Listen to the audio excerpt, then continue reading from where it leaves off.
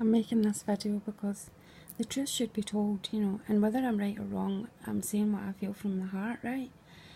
This skinhead that I keep talking about, Pelly, right, from England, and I know you're listening, Pelly, that is life, Like, I can't hate you fully because I feel like all the demons in the village went inside you and you were left to deal with everyone. That's what it looked like to me, I don't know whatever happened to make that situation, but I feel personally that, one time I asked you to stop beating me, I really begged you, and you came to you and you ran outside and you told yourself to shut up and you told yourself to leave me alone. And I can't forget that. And I don't know if you remember, but I took you to the doctors and I said to the doctor, Dr. Walker, could you please help this man? He's saying he's going to kill me, but at the same time he's telling himself not to kill me. I feel sorry for him. And the doctor was raging with me. What do you want me to do for him? I says, well, don't you want to save his life? Don't you want to help him? And he looked at me and he swung back in his chair and the most evil face he put on. And I got angry. I said, I love him. That man who doesn't want to hit me, I love him. Like that. And he looked at me with so much jealousy and basically told us to leave. And said, what do you want me to do about it? The psychiatrists said in their reports that the man is so physically threatening in his manner that they cannot examine him. They can't talk to him because they're so afraid of him.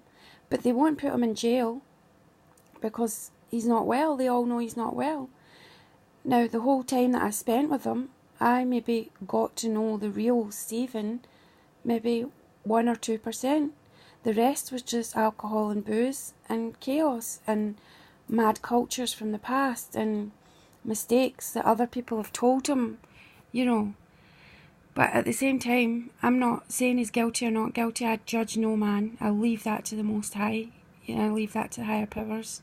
I will not judge any man, And I have to say that in some ways he's given me more love than a lot of people. He brought me up, even though he made me stay there. He brought me up, and I'd never been brought up before. He held my hand in the street, like as if I was a little girl, and he would say, come on, me little darling, and that had never happened to me.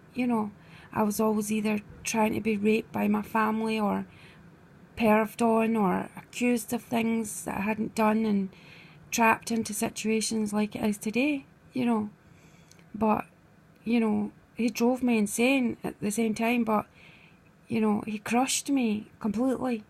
But I needed crushing, whether it's not a good thing to crush someone, but I did need crushing because that Jehovah's Witness person was insane. There was no person in that person. You could have done anything to me, but after his abuse and his character, I felt alive. You couldn't not, because you think he's in one room and he's not. He's looking at you through the window. You think he's looking at you through the window and he comes through the back door. It's like, what the fuck? He's got so many demons in him, like a legion they call it. The whole village. And when he got put in jail, the whole village came to beat on me. Now, I wondered, why is that? They never ever gave him a pound before that. They never cared about him before that. But all of a sudden they want to kick fuck out of me because I've put him in jail. So they were using him basically to frighten other people. But when he was hungry, they wouldn't feed him. So I suppose at the time I must have felt sorry for him and thought, you're just being treated the way I've been treated. And one time I said to him, he kept saying, I love you, and I said, why do you love me? Because I couldn't even see myself in a mirror. And he said, why do you think I love you?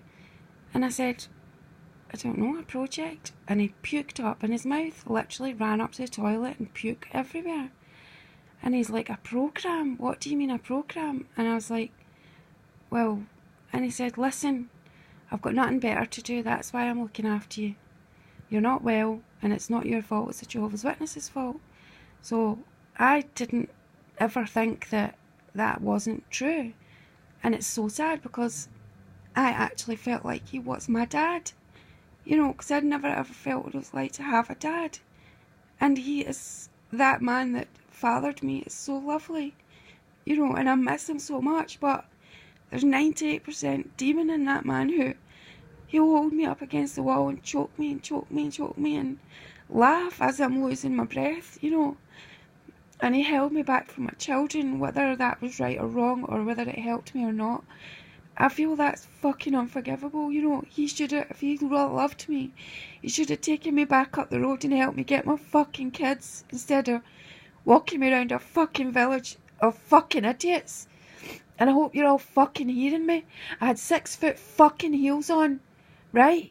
And a silk dress on, and you all mobbed me. And did I get hurt? No. But will you tell anybody else the karma for hurting somebody that doesn't hurt you? I wouldn't let yous all rape me.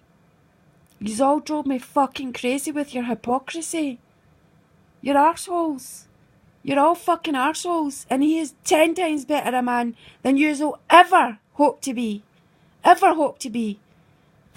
But Pella, if you're hearing this, I don't want to see you because you're not well. I'm not fucking well enough to deal with it. You held me away from my kids for long enough. I'm here trying to get well for them. So if you can hear me, stay away from me, and I hope you get better. The first thing you need to do is tell every single fucking person in that village to piss off. And if I hear one more fucking word out of any of yous, I'll fucking come down there myself. With my fucking toothache. You're all a bunch of fucking cowards. You're lucky I don't fucking name yous and put your faces on my Facebook and tell the fucking world how pathetic a little place you live in.